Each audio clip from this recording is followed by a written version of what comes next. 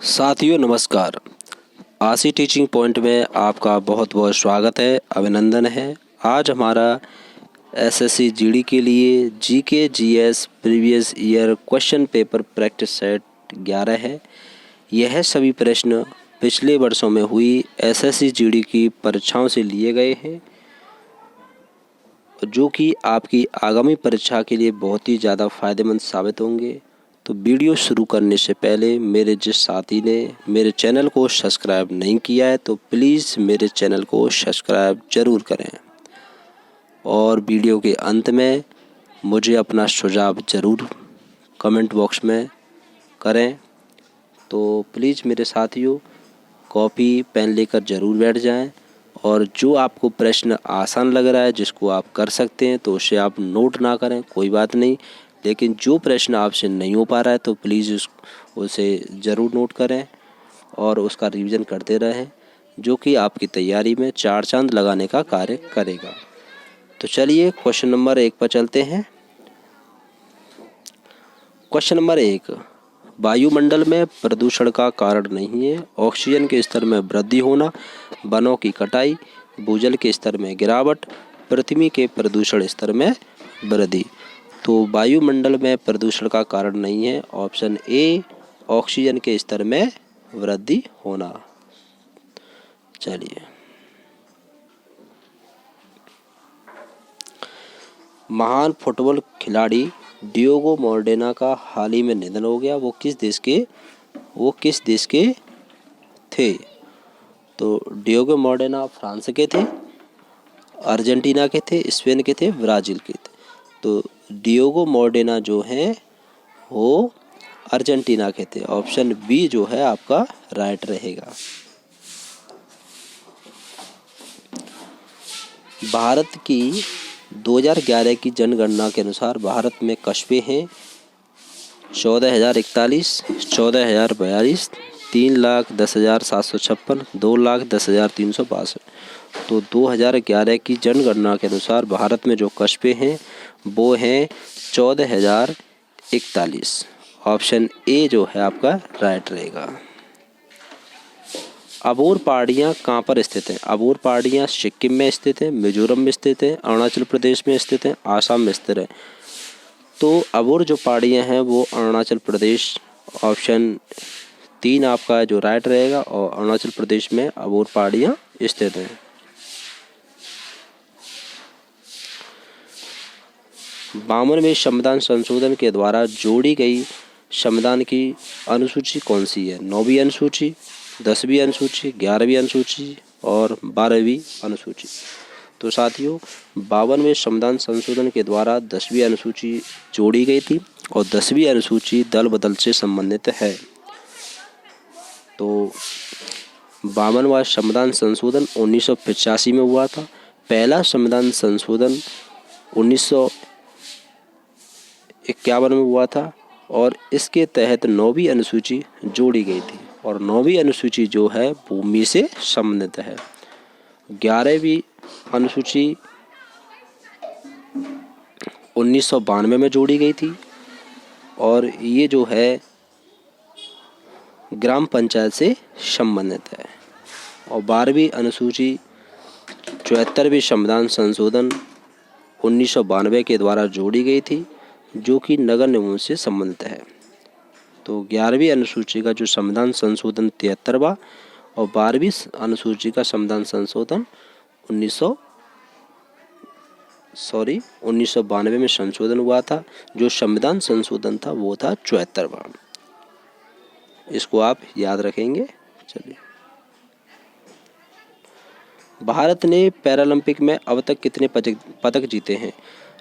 9 स्वर्ण, 12 रजत, 10 कांस्य, 10 कांस्य, 9 रजत, 12 गोल्ड, 10 गोल्ड, 9 रजत, 12 कांस्य और 9 गोल्ड, 10 रजत, 12 कांस्य।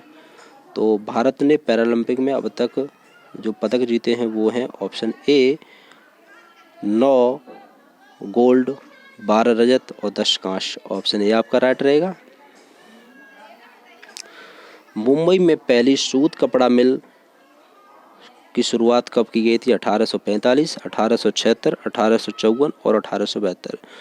तो सूत कपड़ा मिल की स्थापना की गई थी 1854। ऑप्शन सी जो आए आपका राइट रहेगा। 1854 में सूत कपड़ा मिल की स्थापना मुंबई में की गई थी। चलिए क्वेश्चन नंबर 7, निम्न में से कौन एक भारतीय बैडमिंटन खिलाड़ी हैं? आशीष कुमार, बी साई प्रणीत, विकास कृष्णा और सतीश कुमार। जो भारत के बैडमिंटन खिलाड़ी हैं वो हैं B Sai Praneeth. Option B जो है आपका राइट रहेगा। कंगना राणावत को 67वें राष्ट्रीय फिल्म पुरस्कारों में किस फिल्म के लिए यह पुरस्कार मिला है? जजमेंटल और पंगा, मणिकर्णिका, झांसी की रानी और पंगा, जजमेंटल और कर्णिका, इनमें से कोई नहीं। तो जो मणिकर्णिका, झांसी की रानी और पंगा के लिए कंगना राणावत को 67वें राष्ट्रीय फिल्म पुरस्कार के लिए यह पुरस्कार मिला है। चलिए इंपीरियल बैंक की स्थापना कब की गई थी? इंपीरियल बैंक ऑफ इंडिया की स्थापना कब की गई थी? 1948, 1947, 1919 और 1921। तो इंपीरियल बैंक की स्थापना की गई थी 1921। ऑप्शन डी आपका राइट रहे। तलाजा गुफाएं कहाँ पर हैं? गुजरात में, आंध्र प्रदेश में, तेलंगाना में और महाराष्ट्र में। जो तलाजा गुफाएं हैं वो साथियों गुजरात में स्थित हैं। ऑप्शन ए जो है आपका राइट है। मीर जाफर को पुणे बंगाल का नवाब कब बनाया गया था? 1776, 1765, 1764 और 1746। तो मीर जाफर को जो 1764 में जो बक्सर का युद्ध हुआ था उसके बाद इनको पुणे बंगाल का नवाब बनाया गया था। बक्सर का युद्ध हुआ था 1764 में। ऑप्शन जो सी है आपका राइट रहेगा। 11 जुलाई को क्या मनाया जाता है? विश्व जल दिवस, विश्व जनसंख्या दिवस, पृथ्वी दिवस और विश्व पर्यावरण दिवस। तो साथियों 11 जुलाई को मनाया जाता है विश्व जनसंख्या दिवस। ऑप्शन बी है जो आपका राइट रहेगा। शरीयतुल्लाह खान अंग्रेजों के खिलाफ किस आंदोलन का हिस्सा थे? वहाबी आंदोलन, फराजी आंदोलन, सन्यासी विद्रोह और फकीर विद्रोह। तो शरीयतुल्लाह खान जो हैं अंग्रेजों के खिलाफ वो फराजी आंदोलन के हिस्सा थे। गणेश चतुर्थी का पर्व विशेषकर किस राज्य में मनाया जाता है? महाराष्ट्र में, गुजरात में, आंध्र प्रदेश और मध्य प्रदेश। तो गणेश चतुर्थी का पर्व जो है महाराष्ट्र में विशेषकर मनाया जाता है। इब्राहिम लोदी को परास्त करने वाला पहला मुगल सम्राट कौन थे? हुमायूं, अकबर, बाबर और नादिर शाह। तो हुमायूं को परास्त करने वाले थे कौन? बाबर। बाबर ने इब्राहिम लोदी को परास्त किया था। इब्राहिम लोदी को परास्त करने वाले पहला मुगल सम्राट बाबर। ट्विटर ने विश्व स्तर पर सन 2020 में एक ऐसे ट्वीट की स्थापना की है जो 24 घंटे में गायब हो जाता है। वो ट्वीट में से क्या है? फ्लीट है, ग्लिट्स है, मीट्स है, विलीट्स है। तो ट्विटर ने विश्व स्तर पर फ्लीट्स नामक ऐसे ट्वीट्स की स्थापना की है जो कि 24 घंटे में गायब हो जाता है। ऑप्शन ए आपका राइट है। प्रधानमंत्री आयुष्मान जन आरोग्य योजना का शुभारंभ कब हुआ था? 2019, 2020, 2018 और 2017। तो प्रधानमंत्री आयुष्मान जन आरोग्य योजना का शुभारंभ हुआ था 2018 में। ऑप्शन सी जो है आपका राइट है। Courts of India past to present पुस्तक के लेखक कौन है? शशि थरूर, रंजन गोगोई, सत्यार्थ नायक और जयंत कलिता। तो courts of India past to present पुस्तक के लेखक हैं रंजन गोगोई। ऑप्शन बी आपका राइट है। भारतीय जीवन बीमा निगम अधिनियम भारतीय संसद में कब पारित हुआ था? 1971, 1948, 1956, 1975। तो भारतीय जीवन बीमा निगम LIC तो जो है 1956 में भारतीय संसद में ये पास हुआ था। चलिए ऑप्शन सी आपका सही है। भारतीय संविधान के 44वें संविधान संशोधन के द्वारा कौन सा अधिकार मौलिक अधिकार नहीं है। तो साथियों यहाँ करेक्शन करना है आपको। भारतीय संविधान के 44वें संविधान संशोधन के द्वारा कौन सा अधिकार मौलिक अधिकार नहीं है? धर्म का अधिकार, शिक्षा का अधिकार, शोषण के विरुद्ध अधिकार, संपत्ति का अधिकार।